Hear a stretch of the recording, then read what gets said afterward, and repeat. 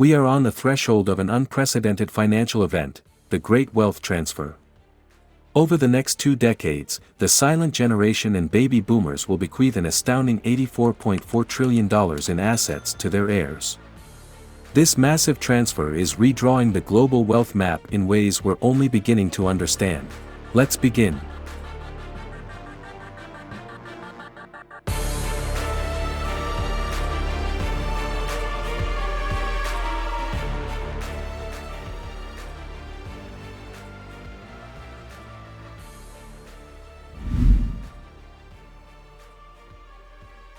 Imagine this: for the first time since 2009, all billionaires under 30 on the prestigious Forbes list have inherited their fortune. They didn't build it, they inherited it. Names like Gustav Magnar Witzøe, who at 19 inherited part of the Norwegian fishing empire Salmar, or Leonardo Maria del Vecchio, heir to the Ray-Ban eyewear firm, are the new faces of this generation of young billionaires. But this transfer goes far beyond mere numbers in a bank account. We're witnessing a generational clash of seismic proportions. The zennials, as expert Ken Costa calls them, have a radically different worldview from their predecessors. These young heirs are more socially connected, digital natives, and, at least in their discourse, more concerned about the impact of their investments on the planet. The data is revealing: millennial investors are twice as likely to invest in companies or funds seeking social and environmental change.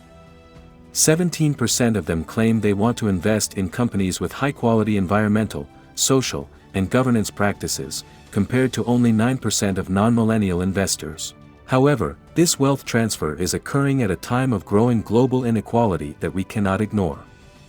While the wealth of the world's 5 largest billionaires has doubled since 2020, that of 60% of the global population, about 5 billion people, has decreased. It's a gap that's widening at an alarming rate. Take Bernard Arnault, 75, owner of Louis Vuitton, Christian Dior, and Sephora. He is currently the world's richest man. His fortune stands in stark contrast to the reality of millions struggling to make ends meet. This inequality poses serious economic and political challenges for our collective future. But the story doesn't end there. The wealth transfer also reveals a marked gender gap that we must address. While 54% of men plan to leave an inheritance, only 42% of women think they will do so. Women face greater financial uncertainty, with a third of them unsure if they'll be able to pass on wealth to future generations. The numbers are clear: 63% of women cite economic factors as the reason they'll have less money to transfer to their heirs, and 49% mention the need to use their savings after retirement. It's a reality that reflects broader systemic challenges regarding equal opportunities and financial security. Despite these obstacles, the wealth transfer represents a unique opportunity for women. For them, wealth is more than money in the bank. It's a means to achieve financial security, freedom, and a better quality of life. 87% of women define the purpose of wealth as a means to obtain financial security and the freedom to live the life they want. It's fascinating to see how women view inheritance. 64% of those planning to leave an inheritance to their grandchildren consider it a tangible expression of love and care. 62% believe it will create new opportunities, and around 52 to 53% see it as a way to establish financial security or cover education costs. It's a vision that goes beyond simple monetary value. However, there's a crucial element we can't overlook: communication. Surprisingly, only a quarter of people have talked about generational wealth transfer with their families. Moreover, more than a third, 38%, of American women don't even plan to have these important conversations. This is where financial advisors play a vital role, especially for women. Although only 12% of women have discussed generational wealth transfer with a financial advisor, 54% agree that working with financial professionals would facilitate family planning and consensus around these issues. Advisors can help women navigate their unique economic concerns, such as retirement and caring for others, and develop long-term strategies. This is especially important considering women's longer life expectancy and the likelihood of outliving their spouse or partner.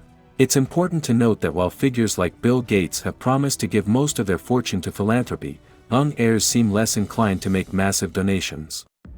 According to a UBS report, while 68% of first-generation billionaires stated that pursuing philanthropic goals was their main aim, only 32% of inheriting generations expressed the same intention.